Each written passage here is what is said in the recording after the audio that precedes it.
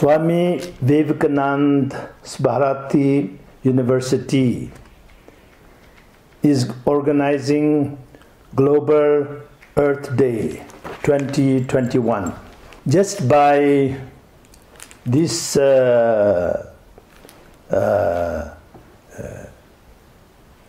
host and the function, then we know our responsibility. So I, as Buddhist from birth,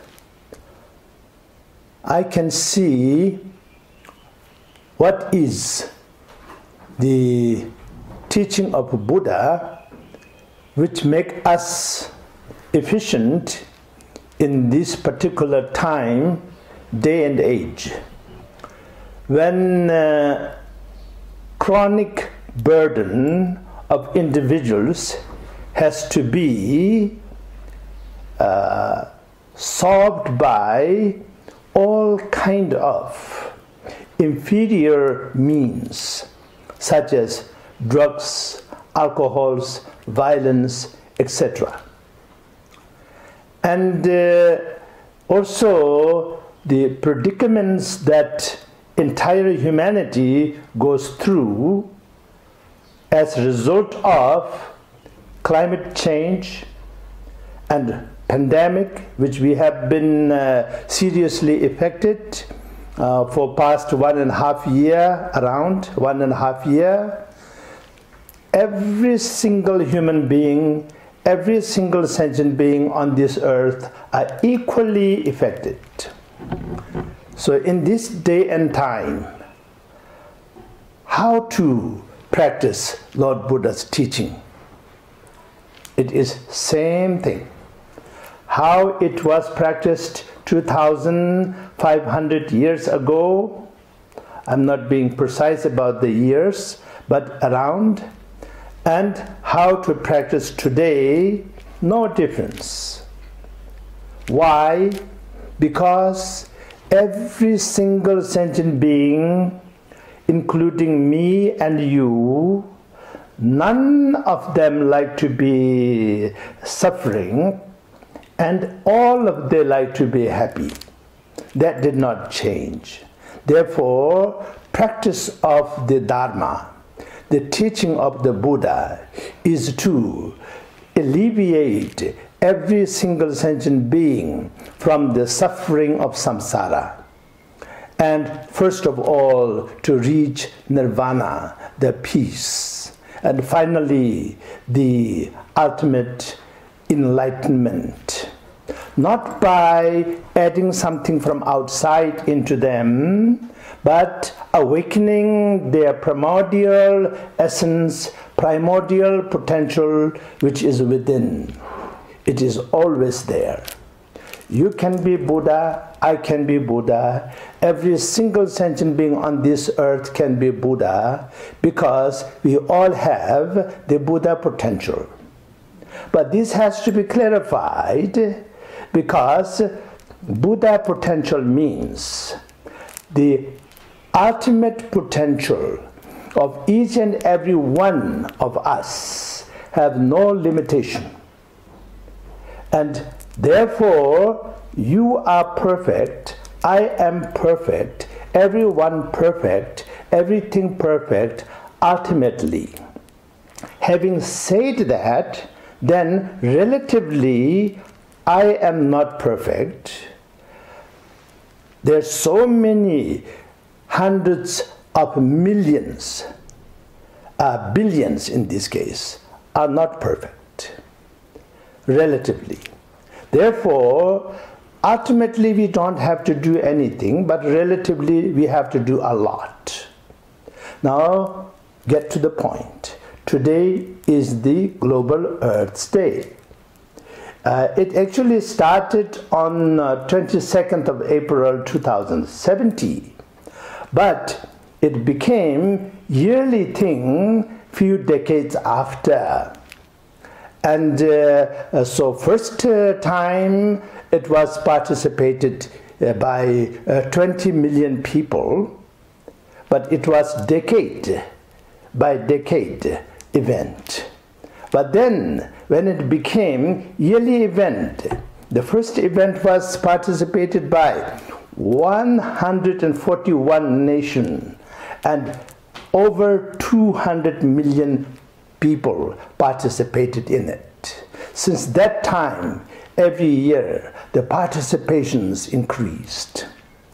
Why I have to say this is because if we do something, if anybody do something for the sake of betterment in the name of Mother Earth, then it has to be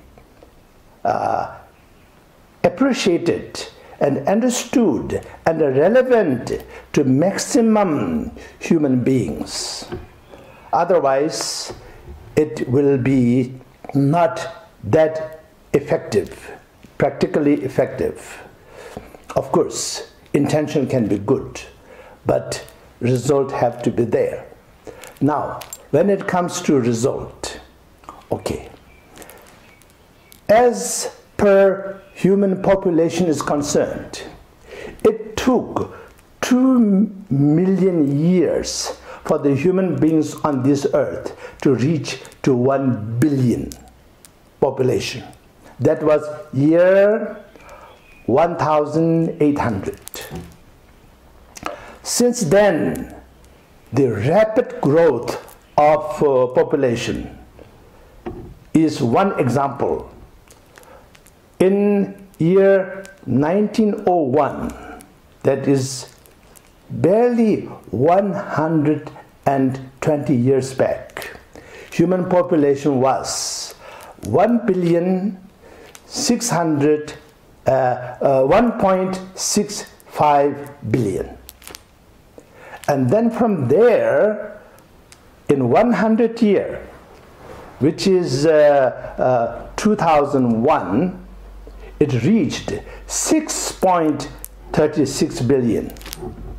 And from there, in 20 years, today, it is the estimate of statistics of April 2021, human population is over 7.9 billion.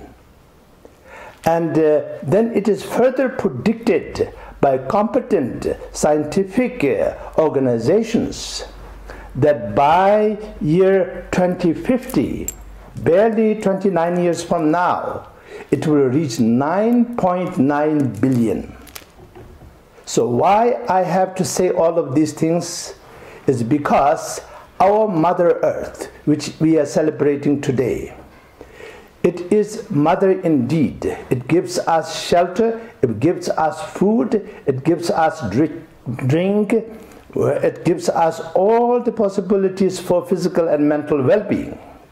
So, example with food, Earth as it is, with present methods and means, can only support 10 billion people, far as food is concerned. And this is based on surface of the earth, 29% land, that means 71% water.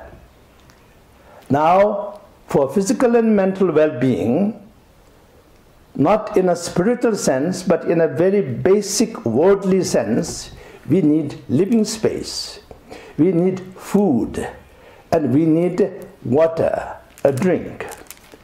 So, now, only one aspect of predicament that we are facing right now, out of so many, the global warming, which is due to the excessive usage of fossil fuel and all kind of substance that will produce carbon emission.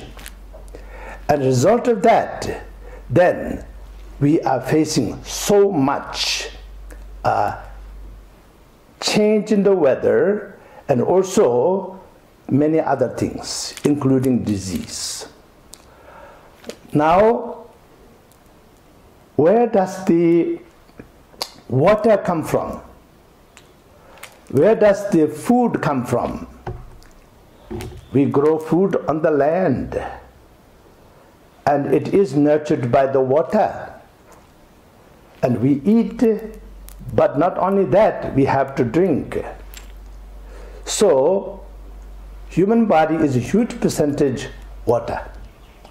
Anyway, now the source of the water, the North Arctic and South Antarctic and Central Pole, let's say, as His Holiness Dalai Lama was told by many scientists, that Central Pole is all the glaciers. So, glaciers and snow mountains. Now, if all of this water, all of this ice in the north, in the south, in the central, if they all melt, then Earth will be covered by the water up to 85%. And instead of right now 71%.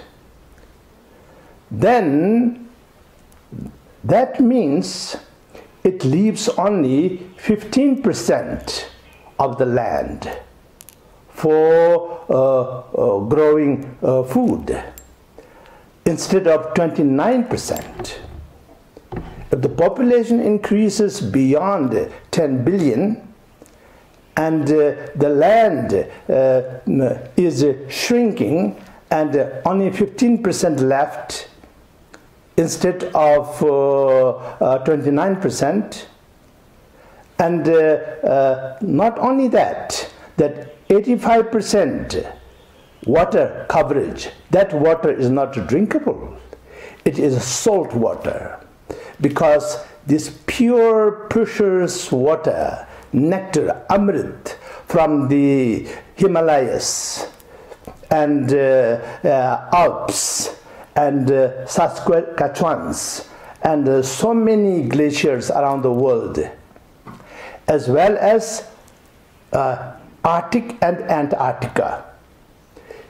Moment they reach the ocean, it becomes salt water, and it cannot quench your thirst. It cannot irrigate. It cannot be used for irrigations. It has to be desalinized, and so on and so forth. So that way, only one example: surface of the earth, the water, and the surface of the earth, the land. And all of these changes, 99% of it or more comes from human activity. Of course, there is intergalactic changes, and also planetary changes due to solar flares, etc., etc. But what we are facing right now is solely responsible for the human consumption of the natural resources and exploitation of the natural resources by emitting so much carbon emission. So now, based on this, then I like to say two things: differences and commonality, action and inaction or non-action. So this is where we stand now. Every one of us are slightly different in our thinking, and if we indulge on that with our ego, selfishness, then what happens? Conflict. And so if we put that aside for the time being, because we are in an emergency situation far as the global Earth, Mother Earth's health is concerned. So we have to take care of Mother Earth so that she can take care of us. So I request all of you, as follower of Lord Buddha, because not so much time, I want to conclude here. We should remember 4 noble truths. We should remember 4 seals of Dharma. We should remember 8-fold noble paths. We should remember 4 limitless thought and bodhicitta, etc., etc. Now, final 3 things to remember. Have compassion to yourself and to everyone. And have kindness to yourself and everyone as the expression of that compassion. And as a result of that, then you will develop contentment so that you will have wisdom. You should learn everything that there is to learn, but with good motivation to make your life better, make others' life better, and make this world a better place. So I hope this will be a small drop in the oceans of activity that everyone is engaging right now, including all of you, the Venerable Sangha Mahasangha, and the professors and doctors and presenters here, as well as all the participants throughout the world. So, thank you for giving me this opportunity, and I pray to Buddha so he bless all of us. And Buddha manifests not only in the form of man, he manifests in form of man, women, a child, as well as in nature, as well as animal, as well as elements. So Buddha bless you, Buddha bless me, and Buddha bless everyone, and above all, Buddha bless our Mother Earth. Thank you.